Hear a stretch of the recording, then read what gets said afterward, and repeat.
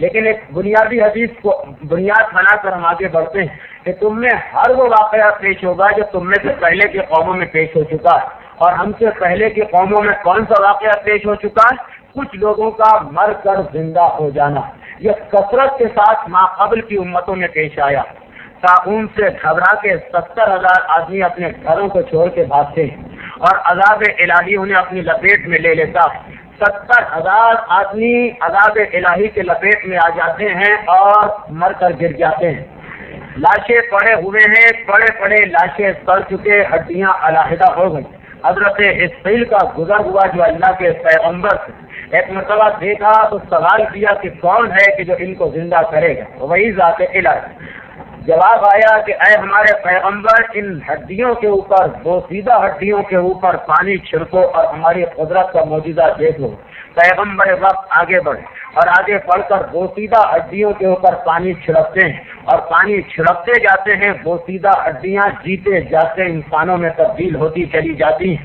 یہ نوروز کا دن تھا اور اسی لیے ایک سنت علماء یہ بھی بتاتے ہیں کہ نوروز کے دن ایک دوسرے پر پانی چھڑکا جائے. یہ ان پیغمبر وقت کی سنت ہے جنہوں نے بوسیدہ ہڈیوں پر پانی چھڑک کر 70,000 آدمیوں کو زندہ کیا.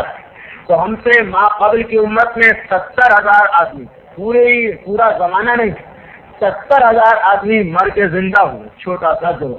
حضرت موسیٰ 70 آدمیوں کو کوہ طور کی جانب لے گئے اور جب کوہ طور پر جا کر انہوں نے خدا کے دیکھنے پر اصرار کیا تو ایک مرتبہ بجلی نے نازل ہو کر ان کو جلا دیا.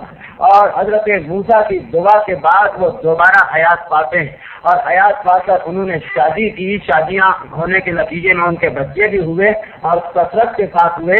تو 70 آدمی مرے اور مر کر زندہ ہو گئے. یہ دوسرا موقع ہے کہ جب ہمیں ماقبل کی امت میں کچھ لوگ مرتے ہوئے اور مر کر دوبارہ زندہ ہوتے ہوئے دکھائی دیتے ہیں.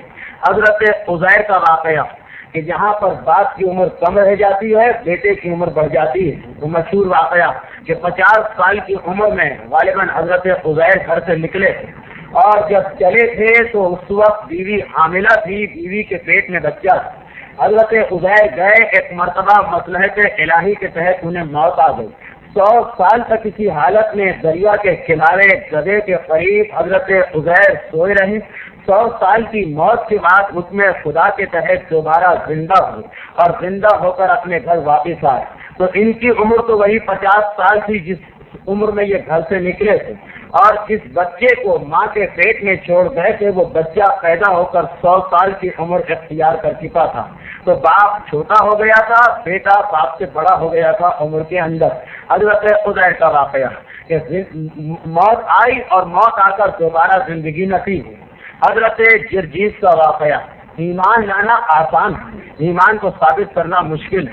4 دفعہ حضرت جرجیس اس جرم کے اندر شہید کیے گئے کہ وہ حکم الہی پہنچاتے رہتے ہیں. جو واقعہ بڑا مختصر ہم بتا رہے ہیں لیکن اس قابل ہے کہ اس کو تفصیل کے ساتھ کسی نشست میں بیان کیا جائے تاکہ پتہ چلے کہ ایمان لا کر کتنی قربانیاں دینا پڑتی ہیں، کیا کیا مصائب حضرت جرجیس کے اوپر نازل نہیں ہوئے.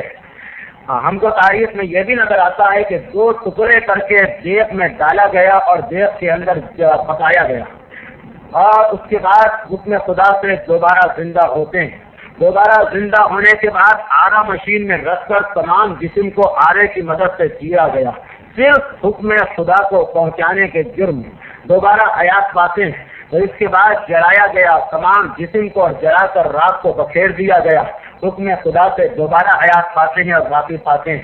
واپس آنے کے بعد تمام جسم کے گوشت کو لوہے سے کاٹ کر کنویں کے اندر ڈالا گیا.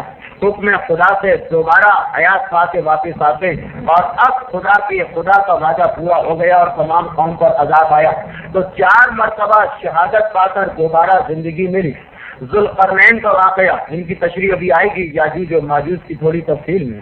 ذوالقرنین کا واقعہ کہ 500 سال تک خدا نے موت دی اور اس کے بعد دوبارہ زندگی عطا کی. بنی اسرائیل کے اس شخص کا واقعہ کہ جسے اس کے گھر والوں نے، اس کے جداگاد بھائیوں نے عورت کے جھگڑے میں قتل کر ڈالا تھا. کہ جس عورت سے یہ بھائی شادی کرنا چاہتے تھے اس شخص سے وہ تیسرا آدمی بھی شادی کرنا چاہتا تھا. اور لڑکی نے اس تیسرے آدمی کو پسند کر لیا، تو ان دو نے اس تیسرے آدمی کو جو ایک عالم تھا قتل کر کے اس کی لاش کسی اور مقام پہ ڈال دی۔ اور جب معاملہ آگے بڑھا تو حضرت موسیٰ کے حکم سے گائے کو خریدا گیا، اور گائے خرید کر اس کا ایک ٹکڑا لاش کو مارا گیا، تو یہ شخص زندہ ہو بیٹھا، اور زندہ ہونے کے بعد اپنے قاتل کا پتہ بھی بتایا، اور 103 سال کی زندگی اس کے بعد بھی حاصل کی۔ اور جب وہ وجہ معلوم کی کہ خدا نے اس کی حال پر اتنی عنایت کیوں کی، تو پتہ چلا کہ کثرت کے ساتھ محمد و آل محمد پر درود بھیجنے والا نوجوان تھا۔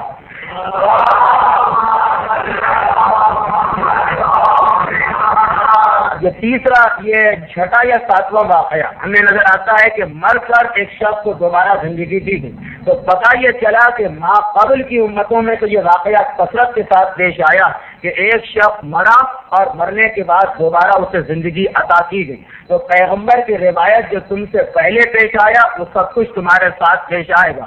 اس کا مطلب یہ ہے کہ اس امت کے ساتھ بھی اس قسم کے واقعات پیش آئیں گے کہ کچھ لوگ مریں گے اور مرنے کے بعد انہیں دوبارہ زندگی عطا کی جائے گی۔ یہ کون لوگ ہوں گے؟ یہ انتہائی صالح اور متقی مومن ہوں گے، یا انتہائی فساد، انتہائی شقی دشمن خدا و رسول و امام ہوں گے، اور وہ زمانہ رجب کا زمانہ ہے۔ اللجن اللجن یا مولا اللجن اللجن اللجن اللجن اللجن اللجن اللجن یا صاحب السماء اللجن